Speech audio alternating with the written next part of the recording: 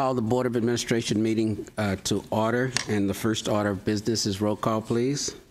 Good morning. Henry Jones. Here. Teresa Taylor. Here. Margaret Brown. Morning. Rob Fechner. Frank Rufino for Treasurer Ma.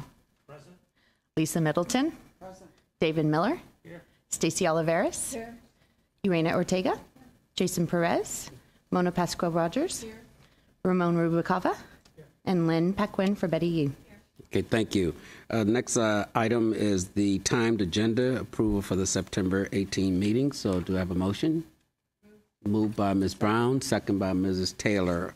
All those in favor say aye. Aye. Opposed, hearing none, the item passes. The next item is Pledge of Allegiance, and I've asked Ms. Pascual Rogers to lead us in the pledge.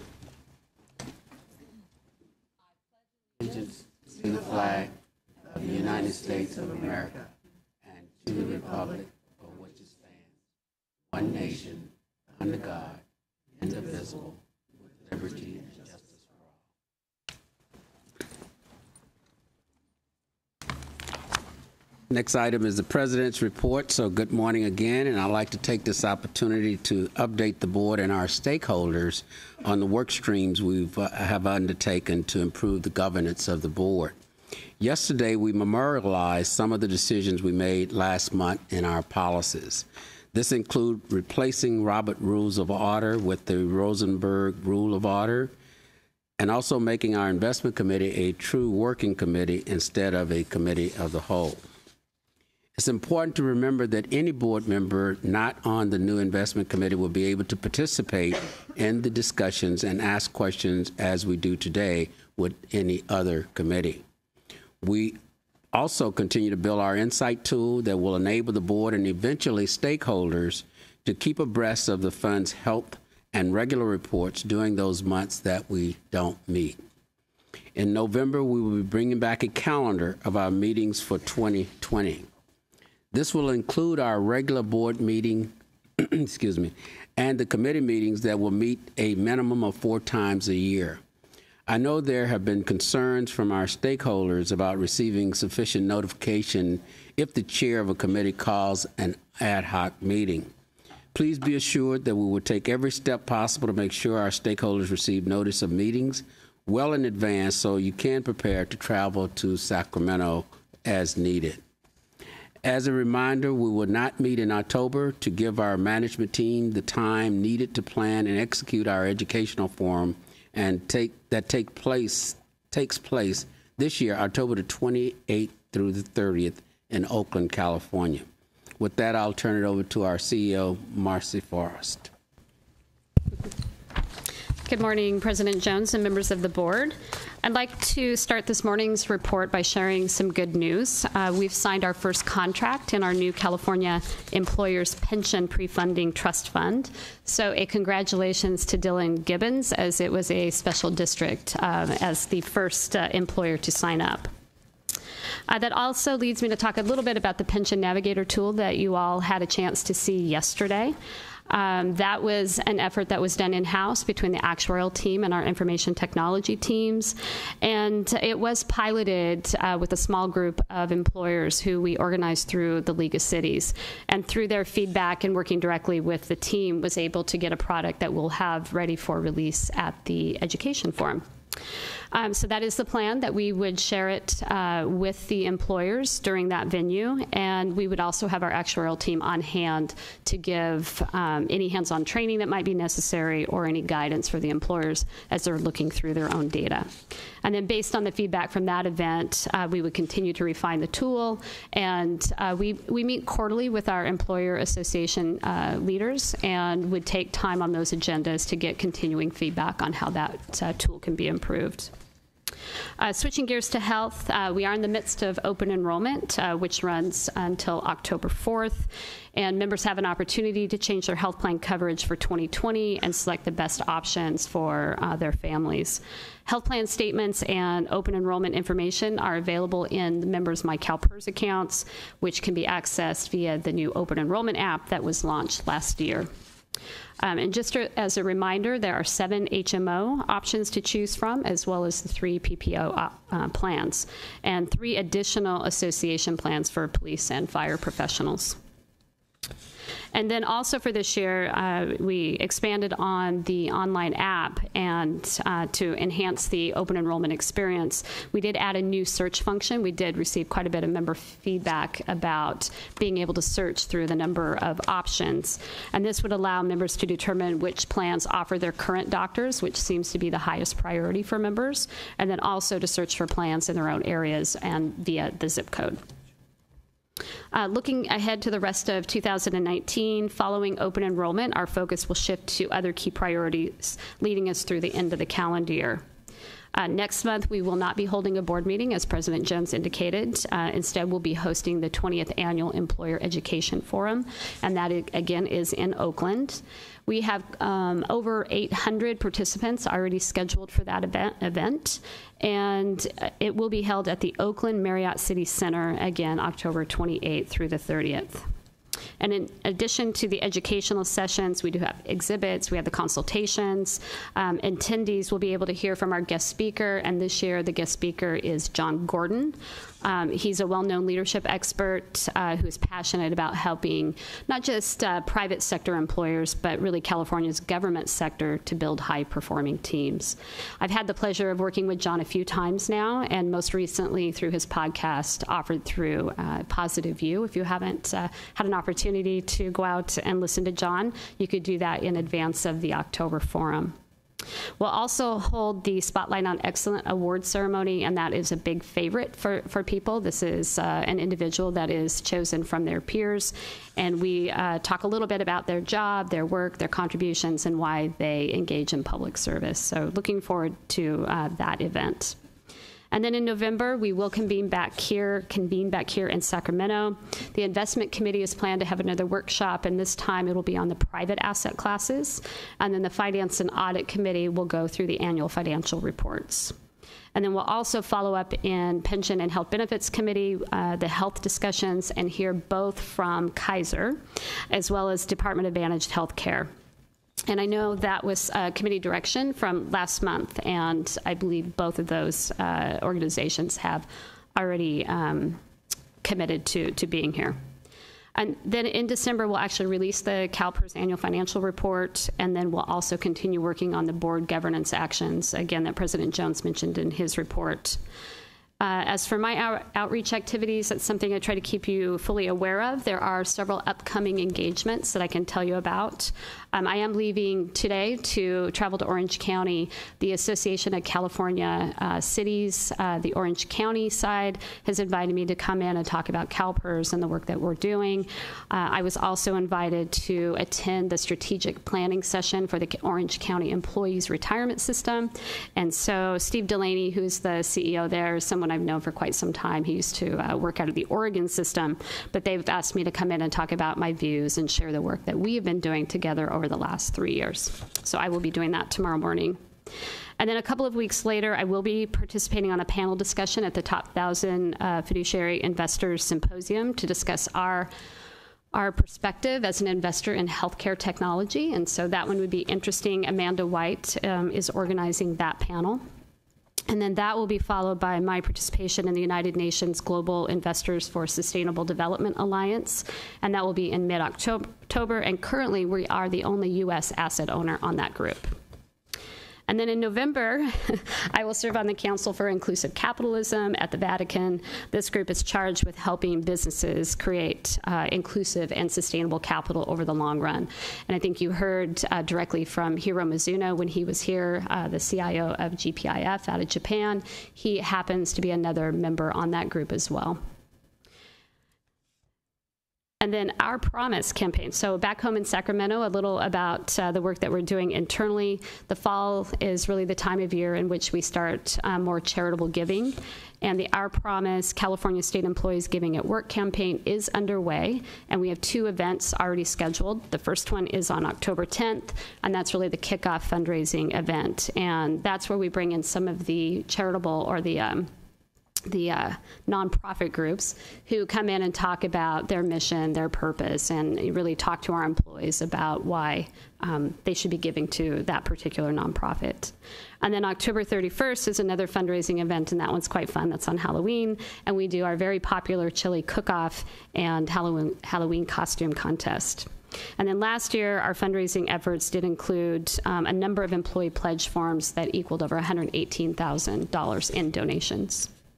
And then in closing, the performance year to date is, as of July 31st of 2019, the rolling one-year return of the fund is 5.5. The 3-year return is 8.0. The 5-year return is 6.1, and the 10-year return is 8.6. And that does conclude my remarks, President Jones, and I'm happy to take questions or comments. Okay, we do have a question. Mrs. Brown, just a minute. Thank you, Mr. President. My first question was, though, for you, Mr. Jones, on your opening remarks.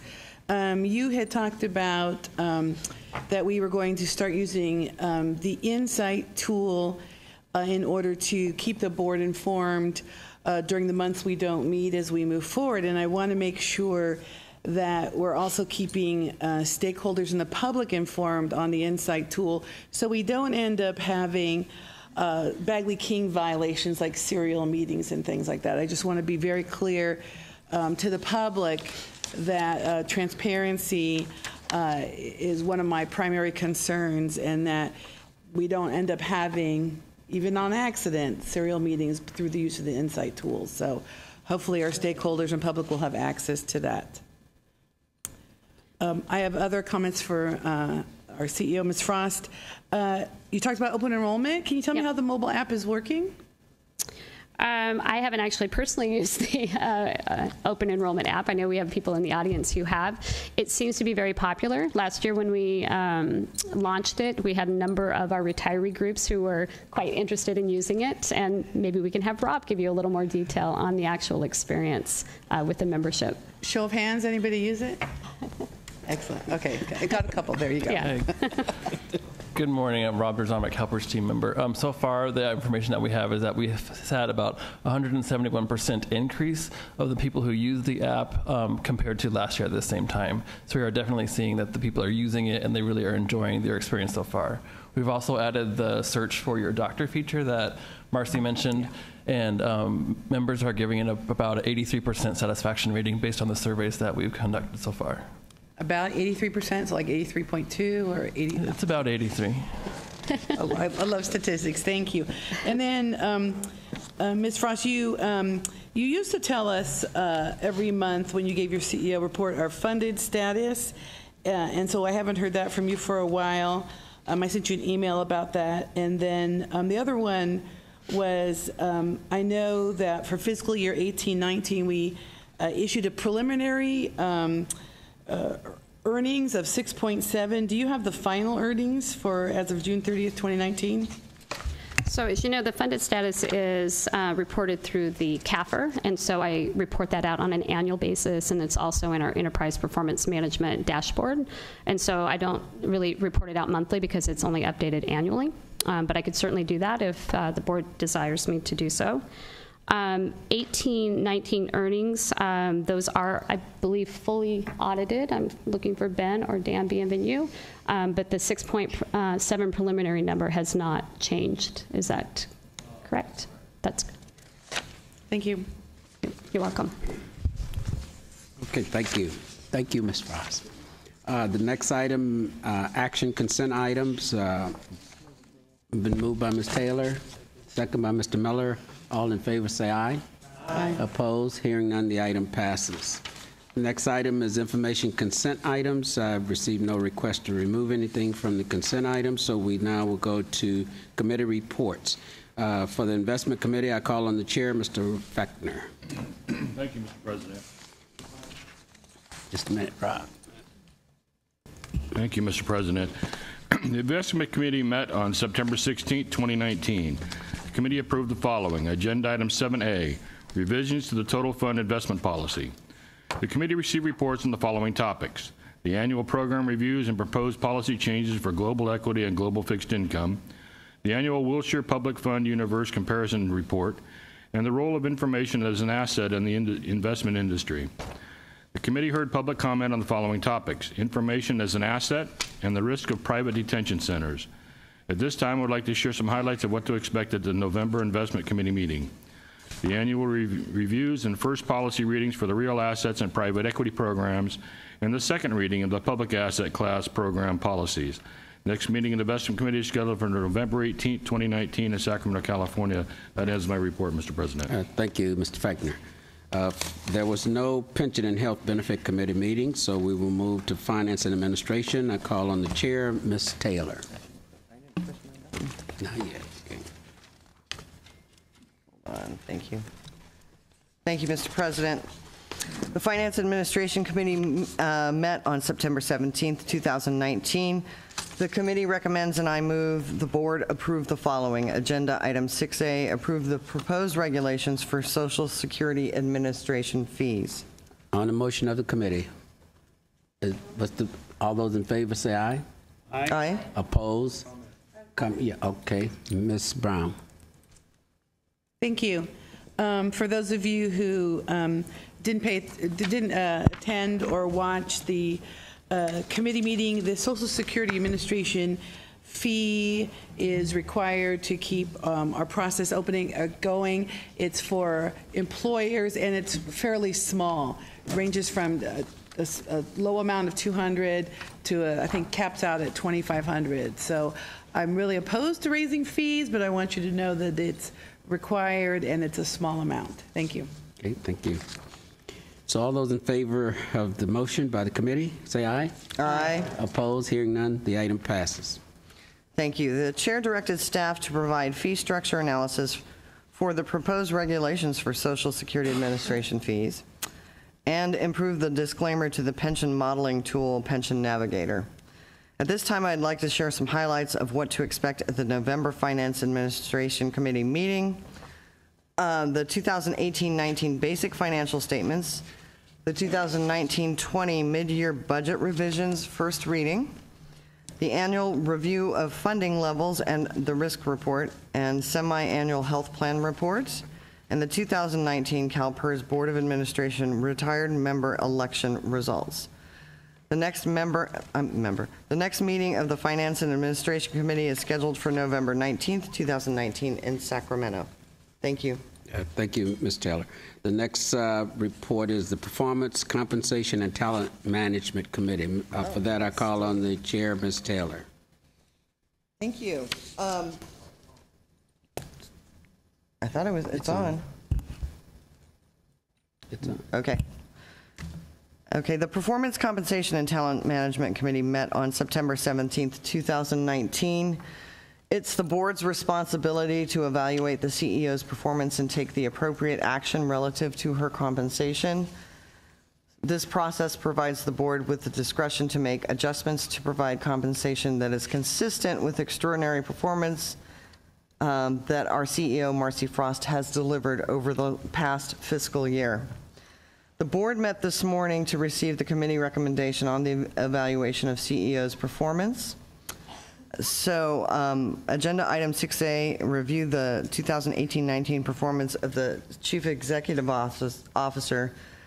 Based on further discussion, I move that we approve the fiscal year 18-19 performance award of $99,920 and the fiscal year 2019-20 base salary of $343,949. On the motion of the committee, all those in favor say aye. Aye. Oppose? No. Please note Ms. Brown as a no. The item passes. Before you move on, Ms. Taylor, I just also want to thank and acknowledge Ms. Frost's extraordinary performance. When we interviewed you, we knew right then that you were the perfect leader for CalPERS. And you haven't told us what we wanted to hear many times, but you told us what we need to hear, and we appreciate your candor and straightforwardness in providing that kind of leadership. You've also earned the confidence of the governor and the legislature by Governor Brown providing $6 billion to pay down their liabilities, and then Governor Newsom providing an additional $3 billion to pay down their liabilities. So that is certainly a recognition of your leadership and confidence in this institution. So you've done everything that we've asked and expected of you, and we really appreciate you for doing the right thing going forward. So thank you again for your service.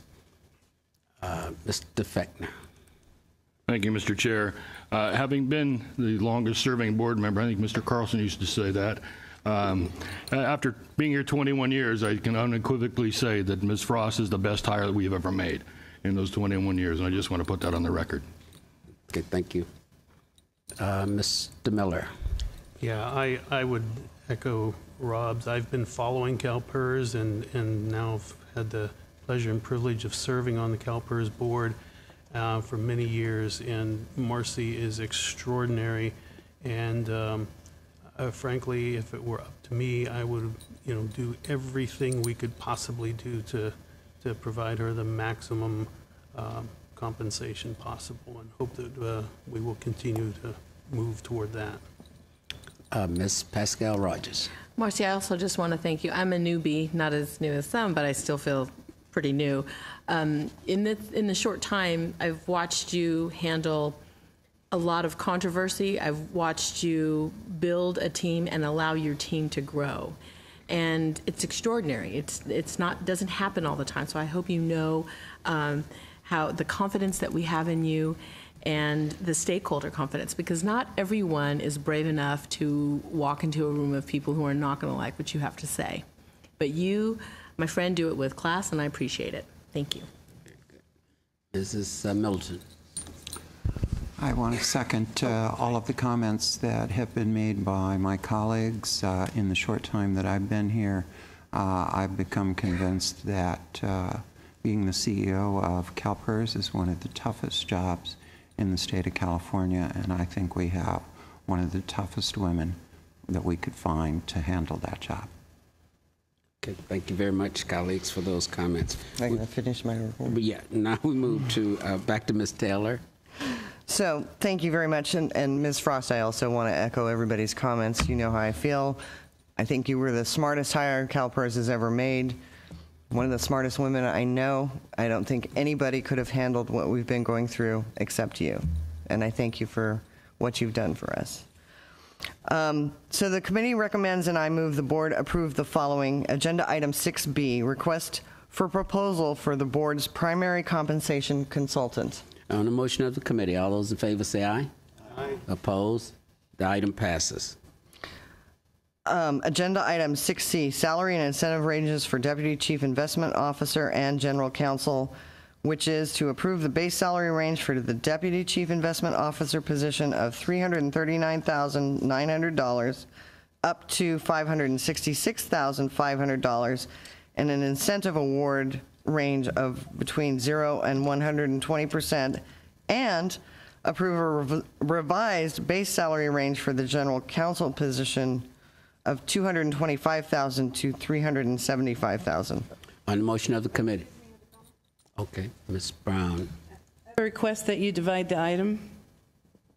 Okay, which one? Do them separate, both separate, please. Oh, I get it. Okay. Okay. So let's take the first one. Let's take the first one. Approve base salary range for Deputy Chief Investment Officer position of $339,900 up to $566,500, and an incentive award range of 0 to 120%. So on the motion of the committee, all those in favor? Aye. Opposed? Hearing none, the item passes. The second part, Ms. Taylor. Approve a revised base salary range for the General Counsel position of $225,000 to $375,000. On the motion of the committee, all those in favor say aye. Aye. Opposed? No. Note Mrs. Brown as a no. The item passes. Agenda item 6D, long-term incentive program design and implementation of revised salary incentive ranges for investment management positions, second reading, which is to approve option A, the long-term incentive program design for covered investment management positions in the investment office. On the motion of the committee, all those in favor say aye. Aye. Opposed? No. Note Ms. Brown and Ms. Ortega as a no. The item passes. Finally, the committee heard public comment on the following topic: collective bargaining process and impacts to investment officer classifications, Neil Johnson, SEIU Local 1000. The chair directed staff to provide a proposed organizational chart, funding plan, and roles and responsibilities for the addition of the Deputy Chief Investment Officer position, and provide compensation data for the Chief Executive Officer position, to which I want to add gender equality, if we can. Okay, and at this time, I would like to share some highlights of what to expect as the next Performance, Compensation, and Talent Management Committee meeting.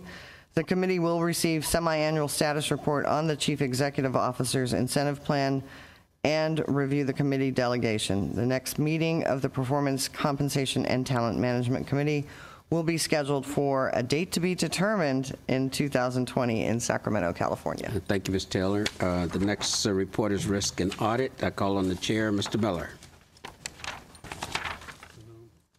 The Risk and Audit. Just a minute. You know, Put your button. hit your button there. It's on. There it is. Okay.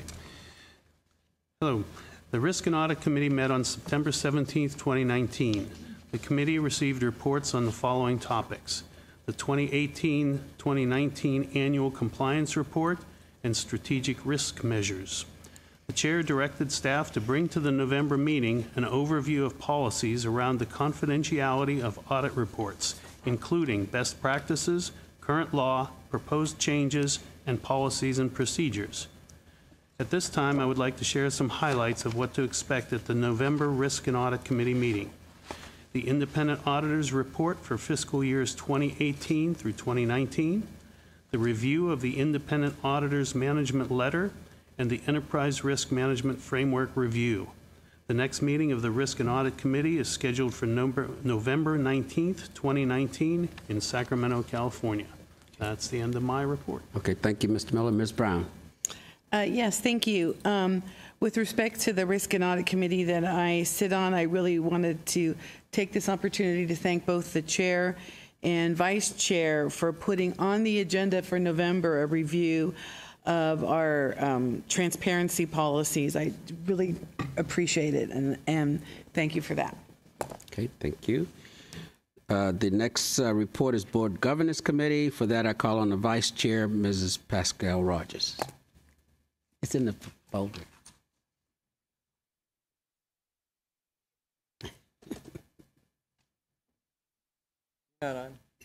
Okay, now you are. There you are. Sorry, Mr. President. That's okay. Let's see.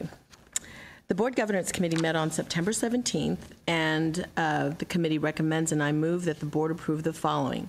Agenda item 5A, approve the proposed changes to replace Robert Rules of Order with Rosenberg's Rules of Order in the rules and guidelines for the conduct of meetings and the governance policy.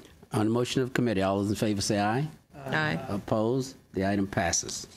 Agenda item 5B, approve the proposed changes to the board's delegation to the investment committee so that the committee is comprised the same way as the board's other committees. On the motion of the committee, all those in favor say aye. Aye. Opposed? Opposed. No, Ms. Brown, Ms. Paquin, and Mr. Perez are no. The item passes.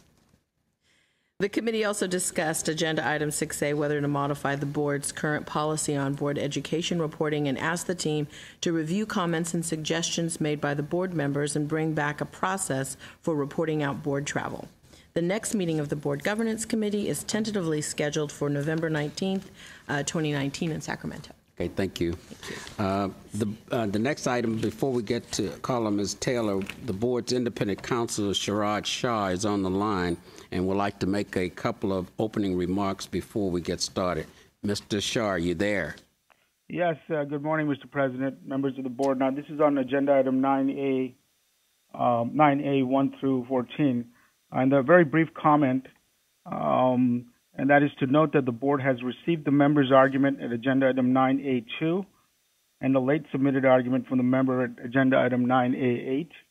I've reviewed both arguments carefully, Mr. President, but they do not change my recommendations to the board on either item. And that, Mr. President, is all I have by way of comment. Thank you. Okay, thank you. Ms. Taylor. Thank you. Just a minute. Thank you, Mr. President. So I move to adopt the proposed decisions at agenda items 9A1 through 14 with the minor modifications argued by staff to agenda items 9A1 and 3. It's been moved by Mr. Taylor, second by Mr. Miller. All those in favor say aye. Aye. Opposed? The item passes. Ms. Taylor. All right, I move to deny the petitions for reconsideration at agenda items 9B1 through 9B5. All right. Do we have a second? Second. Moved by Ms. Taylor, second by Mr. Miller. All those in favor say aye. Aye. Opposed? The item passes. Finally, I move to designate the decision at agenda item 9C1 as a precedential board decision effective immediately. Moved by Ms. Taylor, second by Mr. Fector. All those in favor say aye. Aye. Opposed? The item passes. So, Right. thank you, Ms. Taylor. The next item on the agenda is information agenda items, and we call on Mr. Danny Brown for state and federal legislation update.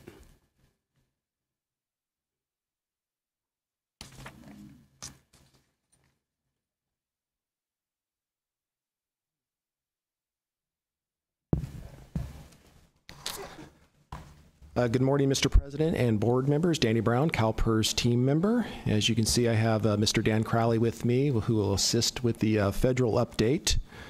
On the state side, the legislature finished their business for 2019 early Saturday morning, about 3 a.m., and now the governor has until October 13th to sign or veto all the bills that made it to its desk.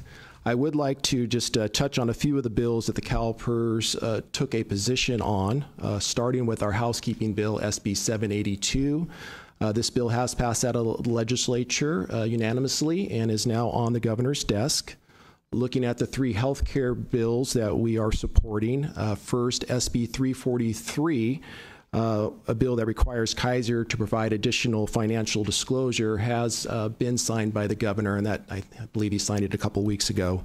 The other two bills, AB 731, AB 731 requires increased health plan reporting and health plan rate review, and then AB 824 is the bill that limits so-called pay-for-delay agreements between brand-name pharmaceuticals and generic drug companies. Both of these bills have passed out of the legislature and are now on the governor's desk. I do want to point out that on AB 731, the author did address your concerns that you raised last month, and the bill was amended to explicitly clarify that the bill does not impact the board's authority under PIMCA, and specifically your ability to set and negotiate health rates.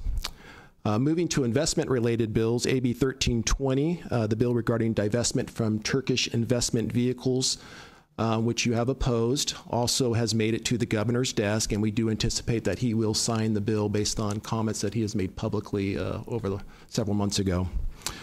Finally, AB 181, which was a bill related to reporting on our emerging manager program.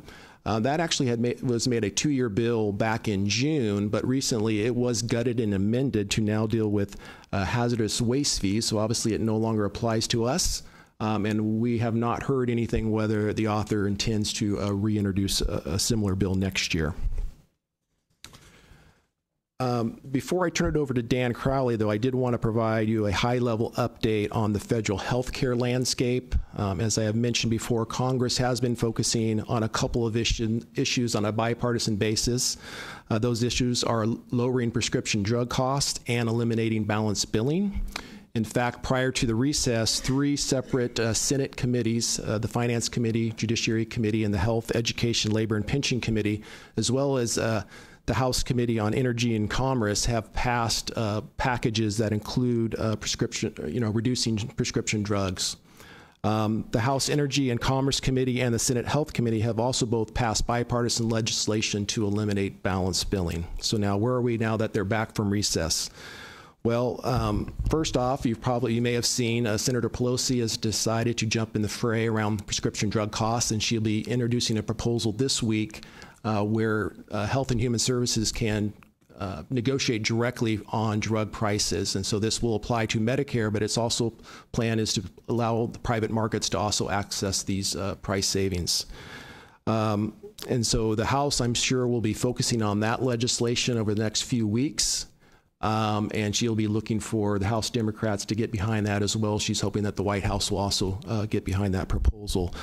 On the Senate side, this has kind of given Senator Grassley some urgency to see if he can get his Senate Republicans around to back his proposal, or at least to get the three committees to reach some kind of consensus on their separate packages. Based on our contacts in D.C., they're saying it's about a 50-50 chance that something will actually get done this year. Circling back to balanced billing, these proposals were heavily hit during the recess with some negative ads, which has kind of slowed the momentum of them and have put some doubt into whether or not they can really push them across. But we will continue to work internally with Don and his team here, as well as our associations in D.C. to monitor these proposals and weigh in as necessary. And with that, I'll stop and turn it over to Dan. Mr. Fechner. Thank you, Mr. President. I just want to thank you, Danny, for working to get those amendments done for the health piece. Thank you. Okay. Crowley. Thank you, Mr. President, members of the board. My name is Dan Crowley. I'm a partner with the law firm of K&L Gates, and we have the privilege of being your federal investment policy counsel in Washington, D.C. For the past several years. Some of you who were on the board at the time will remember that when Marcy joined, we were given a mandate to help position CalPERS as an opinion leader on public policy issues that impact return to the funds. And I'm happy to say we continue to make progress in that regard. We work very closely with Danny, probably on a daily, close to a daily basis, and certainly with other members of the investment office. And I think, it's important to remember that, particularly with the House of Representatives, where both of the leaders are from California, we have continued to engage with both sides on a bipartisan basis. And what I'd like to do is just give a very quick sort of 30,000-foot overview of what we've been doing, and then I'll spend a little bit of time on some of the current issues, and then I'd be happy to take any questions anyone might have.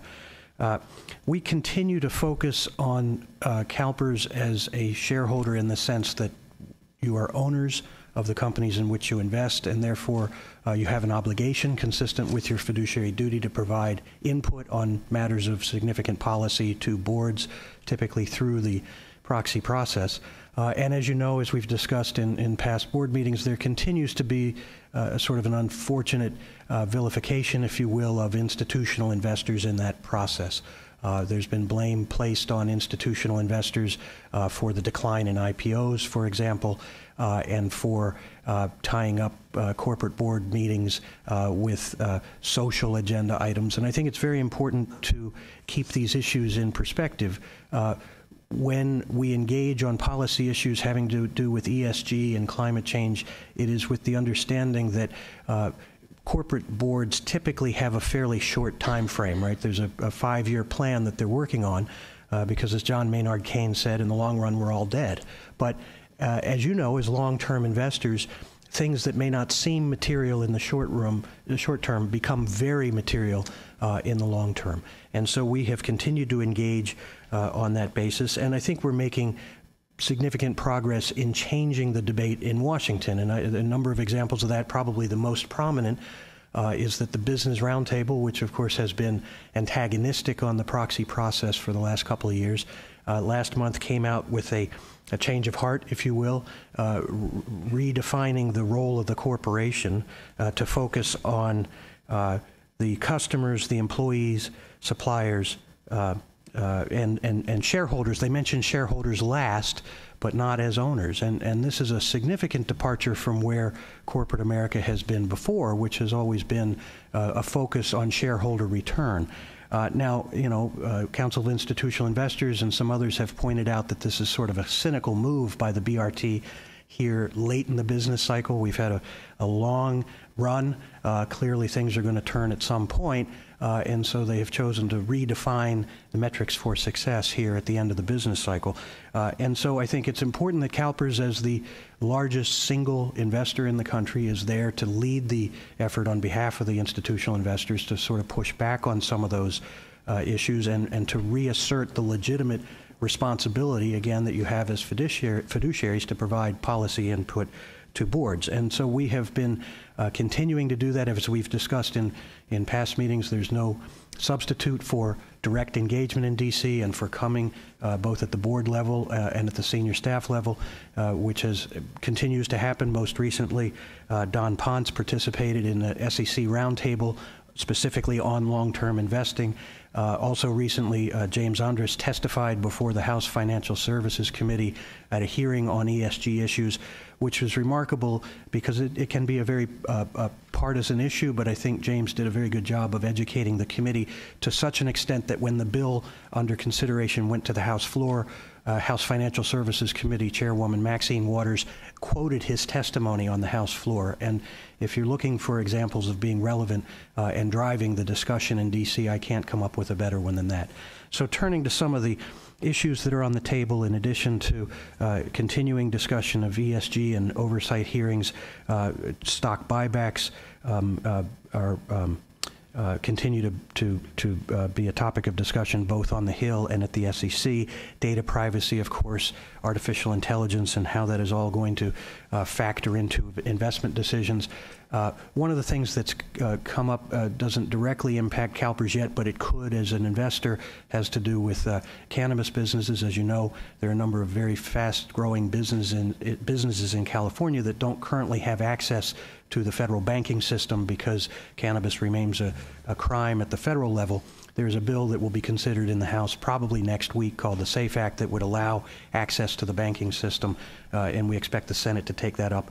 I think that's likely to pass in the current Congress, so I just want to put that on your radar, because once cannabis is removed from the schedule of controlled substances, then those businesses will all be viable investment opportunities. At the SEC, we are planning to comment on proposed changes to Reg SK, which is the whole disclosure regime, and the big question there is one of materiality. What is material to investors? And again, CalPERS has a unique long-term view of investment issues and what is material changes based on the time frame. So we look forward to helping provide input there. The whole question of the proxy mechanics. The SEC recently reiterated that investment advisors are fiduciaries and can't outsource that responsibility to proxy advisory firms. But there have been a number of changes that are somewhat troubling, again, seeking to diminish the role of institutional investors in that engagement process. The staff has recently announced that they will no longer issue necessarily written opinions on 14A8 requests and will issue oral decisions that could lead to more litigation and could make it harder for shareholders to get their issues before corporate boards.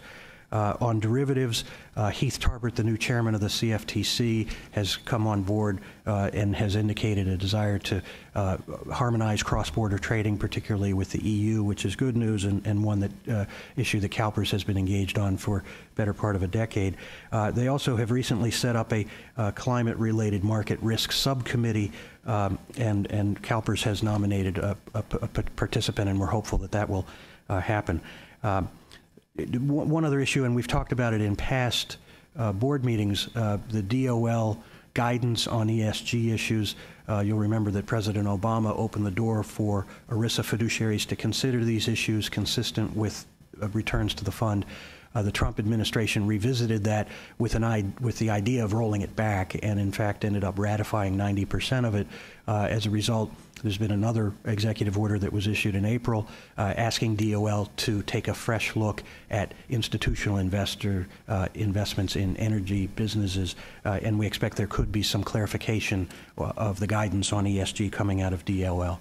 On just a couple other issues that we've been working with Danny and Brad and the Investment Office on, housing finance reform has come back to the fore.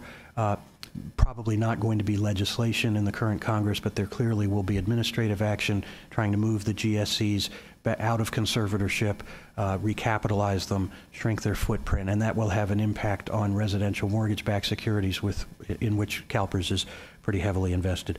And then finally, on the policy side, there's increasing discussion about a carbon tax to address climate change.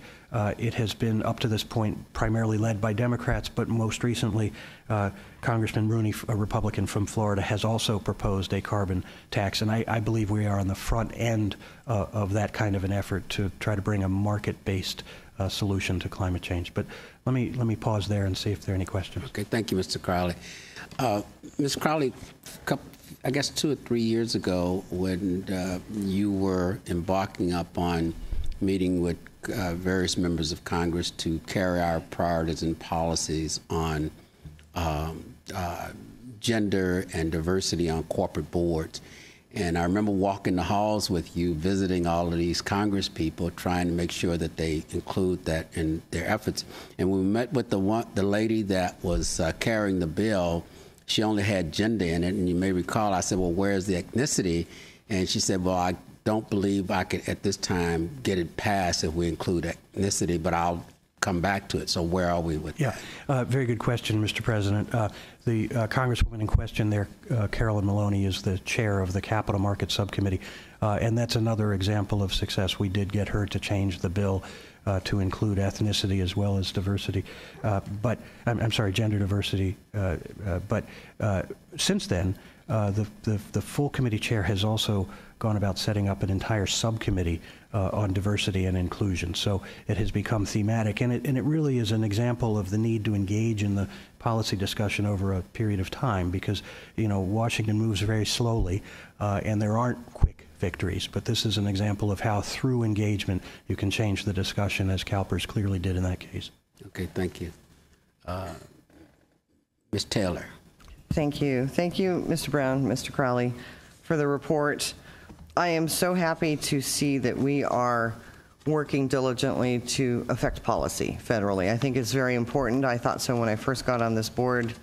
I'm just amazed at what we're working on federally. I know that we're doing a lot of stuff with the state.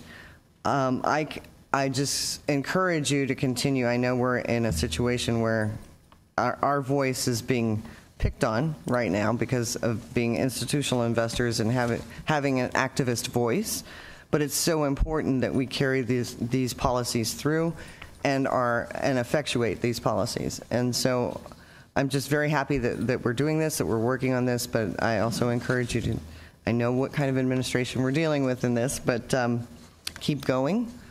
And I appreciate it, and I'm really surprised at the carbon tax.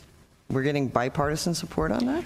I think we are on the front edge of that, and I suspect as the Democratic presidential primary plays out, I suspect you'll hear more about it. Congressman John Delaney has been championing that for quite a while. It has not yet been, the debate so far has been focused on gun control and some of the other more salient issues, but I expect that we will get into a more rational and bipartisan discussion about a carbon tax.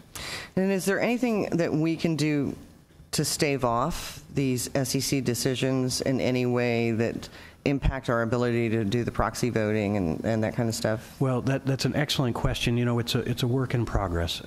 And in fact, Marcy sent a letter to the SEC on August 20th, in advance of the last SEC meeting on proxy issues, urging them not to take dramatic action at the staff level and announce the results, and instead to rely on a rulemaking process.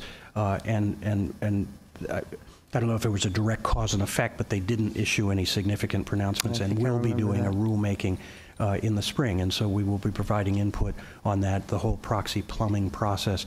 But there have been some troubling staff level changes. First, they repealed a couple of no action letters that were given to the proxy advisory firms.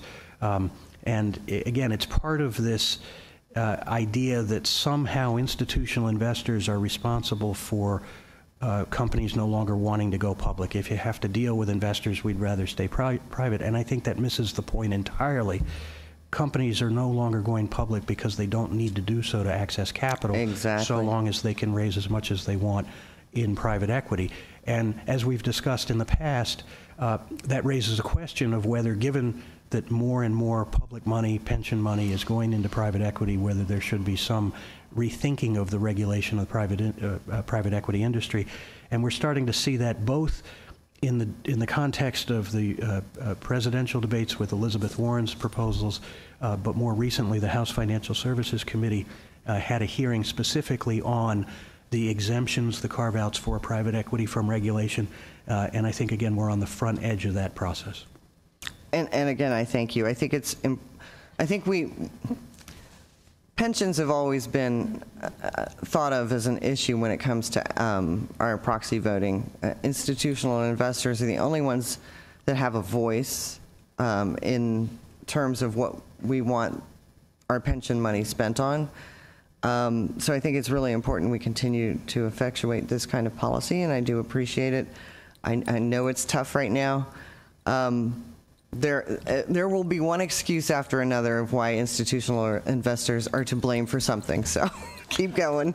Well, thank you very much. And if I could just say, Danny does an absolutely magnificent job. I think he's in touch with Senate Banking and House Financial Services Committee staff on a weekly basis, being asked to review legislation before it's even introduced. And, you know, I should have mentioned that, but that's exactly where you want your government affairs team to be.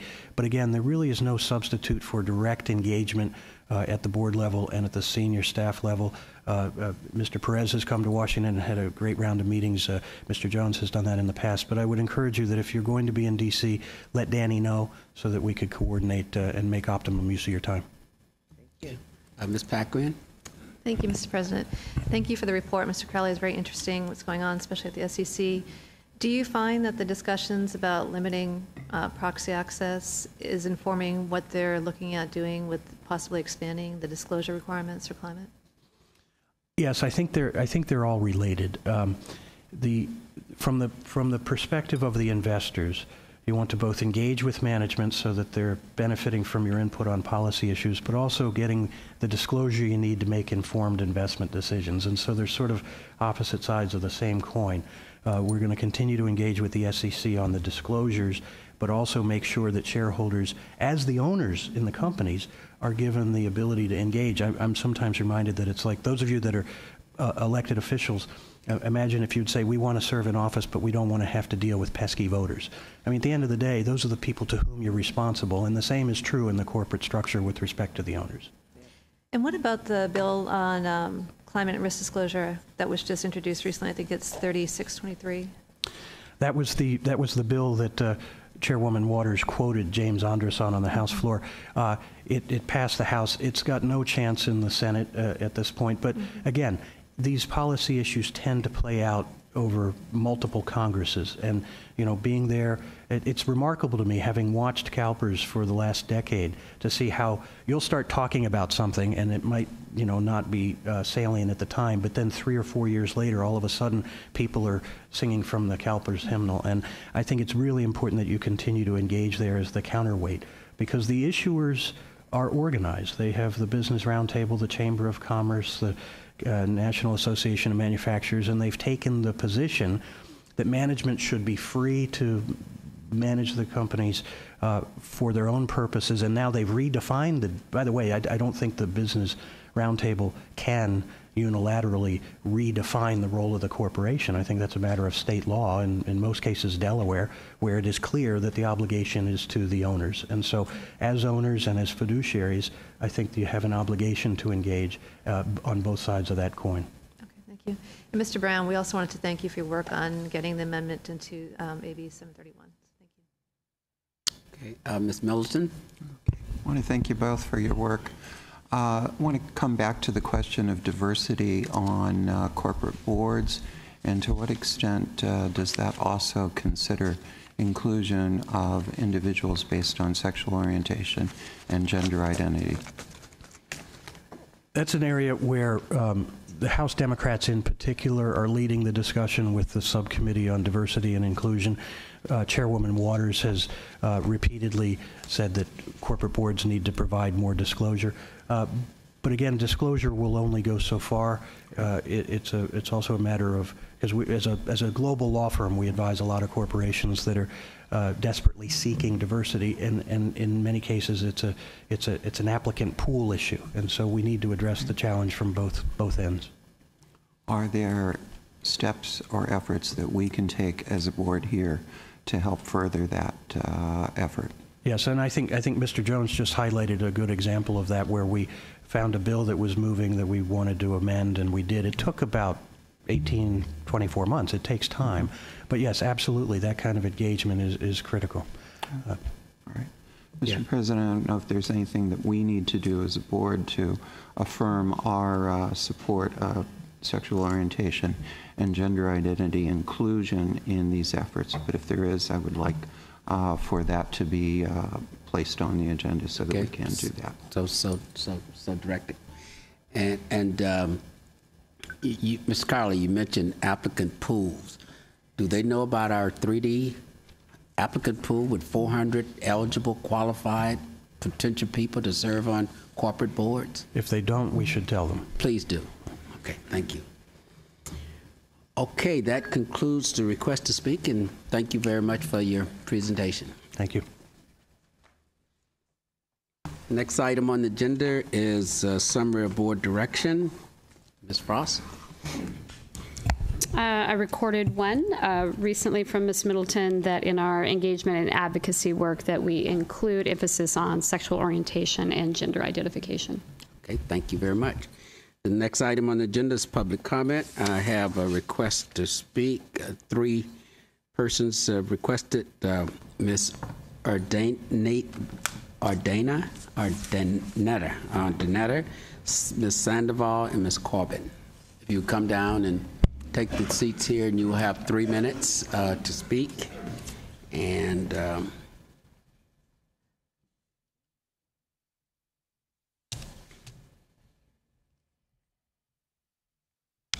please identify yourself.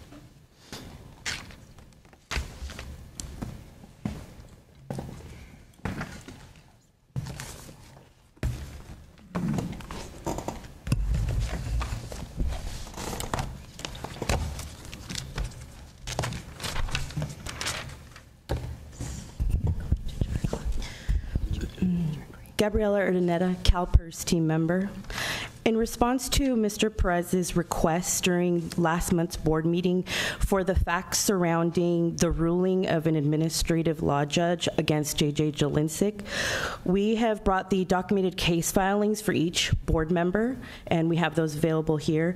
We've also provided extra copies by the entrance for any audience member who should also like to take one. I come before you as an advocate for those that have been bullied and shamed into silence. It is imperative that members of this board and governing leaders of this state address the ideologies, the narratives, and cultures that have served to protect men like Jelinczyk.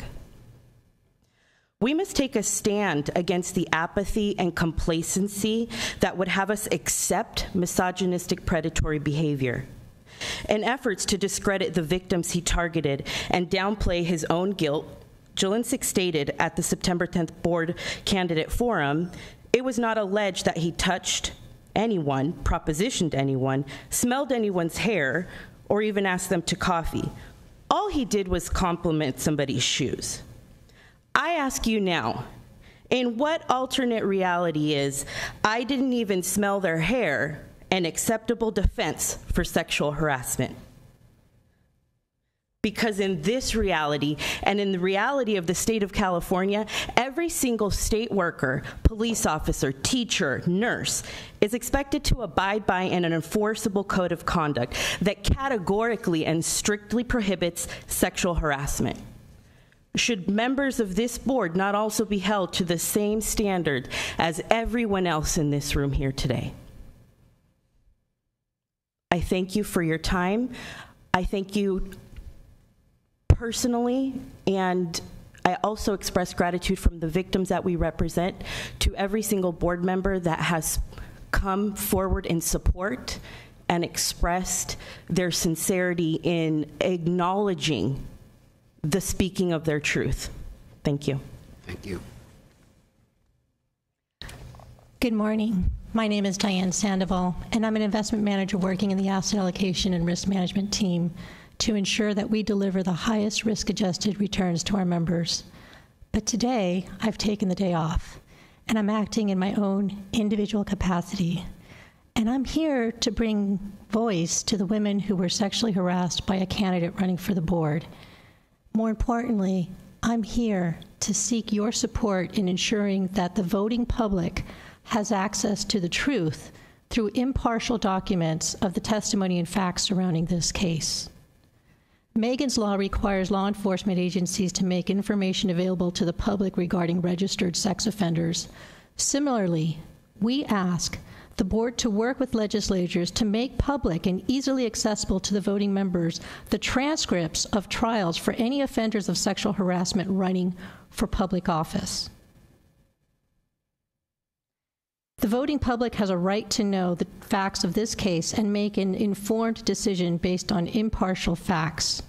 How many times have we seen victims of sexual harassment become belittled or demonized while the harassers claim to be victims of politics?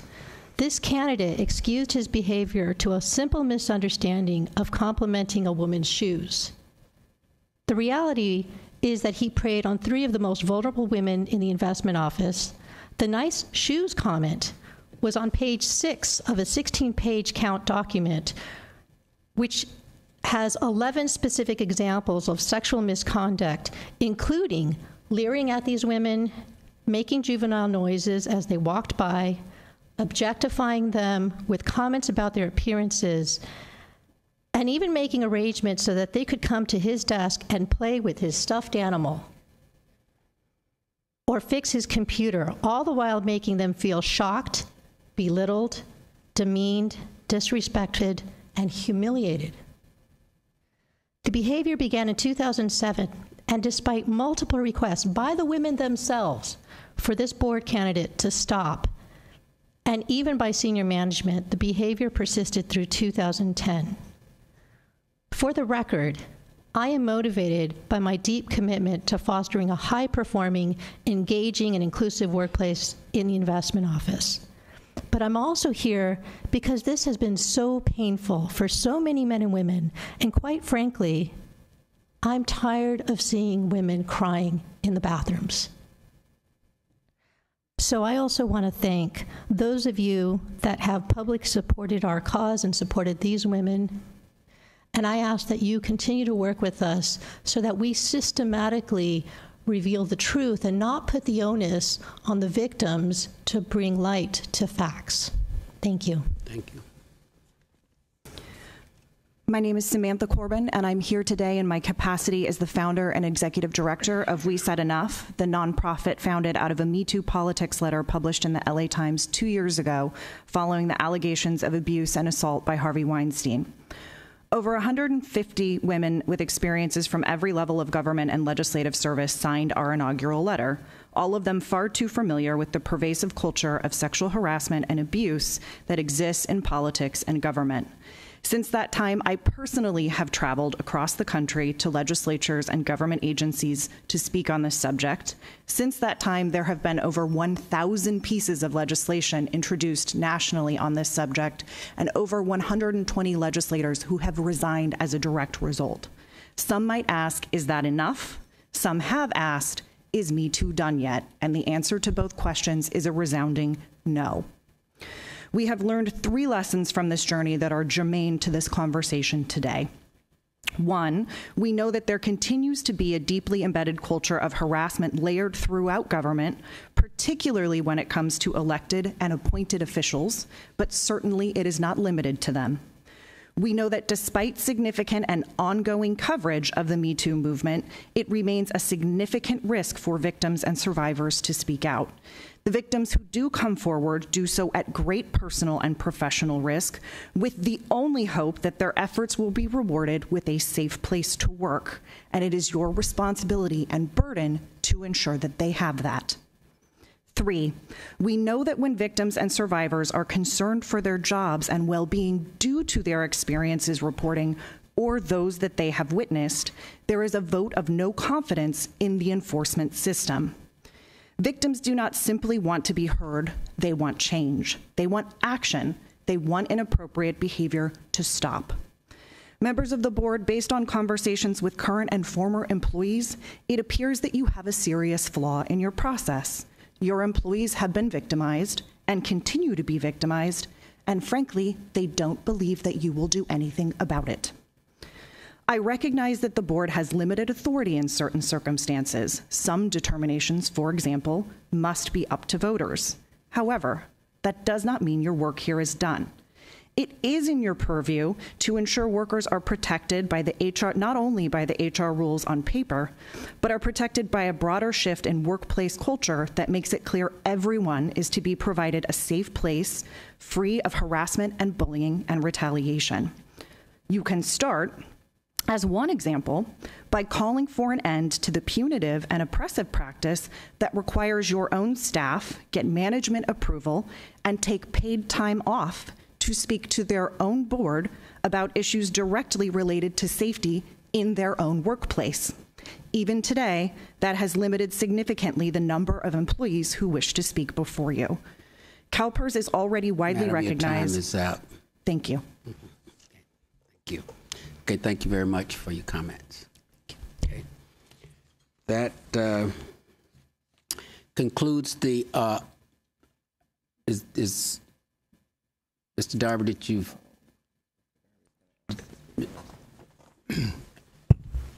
before you start, Mr. Darby, is there anyone else who would like to speak at this time during this public comment period? Just so that I know, because after Mr. Darby, I'm going to adjourn the meeting. So go ahead, Mr. Darby. Al Darby, President, Retired Public Employees Association. Does anyone on this board find it odd that there was no call for recall of Mr. Jelensik in 2011 when these events took place? I mean, the case was adjudicated. He was given a reprimand. The behavior stopped. In 2011, he ran for re-election. Nobody complained then. All of a sudden, we have this huge concern about something he did back in 2010 or 11, and there's no, there was no recall or any serious concerns expressed since then until now. Now, let's talk about his qualifications. Back in 2016, this board heard a presentation by Wilshire indicating that you needed to de-risk because of all the volatility. Mr. Jelensik sat here on this board continually saying, don't cut the equity investment allocation. They did. You cut it from 52% to 46%. 3 months later, Mr. Trump got elected. The market went up 10%. It went up. It continued to go up, and it's gone up ever since for almost 30%. Had you taken Mr. Jelensik's advice, you would have been much better off in terms of where the perf is today. Mr. Jelensik has always said, we're long-term investors, stay the course. You didn't do it. And as a result, the perf has suffered because of it. Mr. Jelensik's advice, he was the only person on the board that had any investing experience. And is his experience and advice worthless in the face of what we've been hearing here? I think this is a very one-sided and rather unfair kind of presentation of Mr. Jelensik's qualifications. Thank you. Okay, we have Ms. Taylor. Thank you so much. I want to thank our CalPERS women for their comments, and our the one young lady from We've Said Enough. I just want to comment that since these allegations have come up, I think it's important to understand that the defense of JJ at this point doesn't stand, considering the amount of pain this has caused. I know several women personally who have come to me after this hit the news to tell me of their own experiences with Mr. Jelensik. These people are too afraid to come forward. I am sick and tired of men telling us what we should and shouldn't take into consideration. And it's too old to take into consideration. Women don't report these things because of this very thing. Men in power who determine that we aren't worth hearing. And I'm sick of it. Mr. Miller? Yeah, I want to thank everyone who has spoken here. I applaud the courage to speak, knowing that your views may not be popular with some of the audience or some of us. And an observation I have had being in government and being around business is, while we should hold people to a higher standard, the higher they are in terms of the organization, in terms of power, relationships with other people, it tends to be just the opposite. And when it comes to the CalPERS board and what we can do, you're right, we're very limited. Now, the Judge Polsky in the Brock Turner case was recalled. We have mechanisms in the state of California to recall a governor, sitting governor. We have no mechanism for you, the voters, the CalPERS members, to recall me as an elected CalPERS board member. And I have taken heat for this, but I've said publicly, if I was to pull out a knife and stab one of my colleagues, you could not remove me from this position. I may be serving my term in prison, and as a constituent, you would have no voice if you had elected me, but you have no recourse. The governor can't remove me. The legislature can't remove me. And so I think this is a situation where we really have to rely on the CalPERS members and the voters of the state of California to come up with a way to get mechanisms in place so we have appropriate mechanisms to address failures of good behavior, especially if they're egregious, beyond, a censure.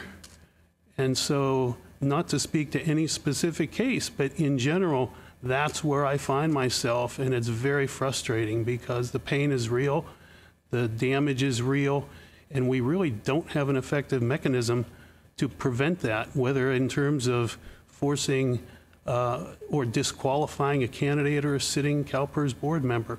And it extends to a lot of other areas of people in power in government and outside of government.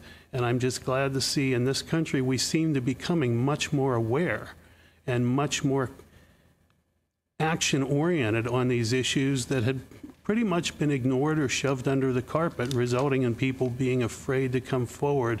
And I applaud those who are finally feeling like they can come forward. And I hope we don't fail them by not continuing to take action and make it so that we can get some sort of acknowledgement and justice for people. Ms. Oliveira? To the women who so courageously came up here, I want to thank you. Your voices are incredibly powerful, and know that they are heard, not just within this room, but way beyond. There are maybe a handful of women I know in investments who have not experienced sexual harassment of some form. So as an industry, it needs to change. Please know that we take your concerns seriously, and for me, they're very personal. Thank you. Ms. Middleton.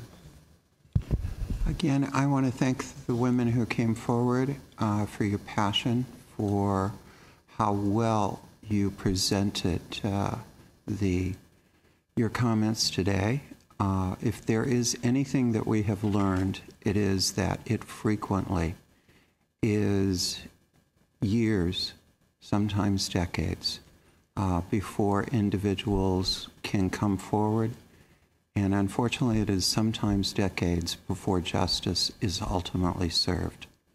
But we will keep moving forward towards that justice. Thank you.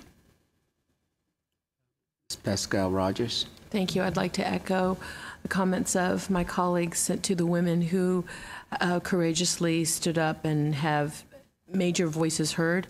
I know that there are many women behind you who are not seen, whose voices are not heard because they're afraid.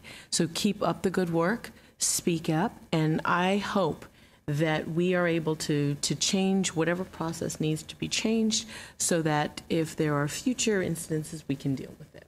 Thank you. Okay. Mr. Fechner. Thank you, Mr. Chair. I, too, want to make comment, but I would set it in the tone that I'm pleased to think, in my own mind anyway, that the folks that came forward to speak today felt comfortable enough to do so given the environment that this board and our executive team have put in place. That wouldn't have taken place many years ago. So I'm happy to see that people feel more comfortable about that now. And as an aside, as an associate member of RPE, I certainly hope those comments were made personally, not on behalf of the organization, because I don't think you should speak that way on behalf of everyone in that organization. Thank you. Well, thank you, and I support the comments of my colleague also. And you know, just as we were talking about what Mr. Colley says, that sometimes it takes time to implement change. And I think we've crossed the Rubicon as to we can't do anything. We got to start trying to do something to make change. And that's starting with outreach to the legislature to look at possible ways that we can't maybe go all the way to remove someone from office, but there must be some kind of other mechanism that can be used to deal with these kinds of events. So that's another takeaway, Ms. Frost, is that we need to start that discussion to see what we can accomplish within the Constitution. So please take that at heart. Thank you very much. This meeting is adjourned.